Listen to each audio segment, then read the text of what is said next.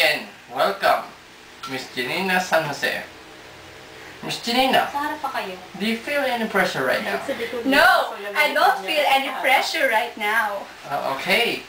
Now, what role did your family play for you being a candidate for the Miss Binibini 2009? Ako ganun ng boses.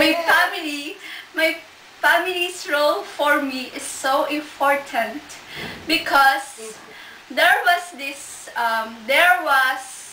oh my God, I'm so sorry because this is my first pageant ever and I'm just only 17. Corny! Because I don't expect that I would come to the top 10. Oh my God! Yes, we understand. But I can say that my family is the most important persons in my life. Thank you. Oh, very much. Ewan ko sa'yo.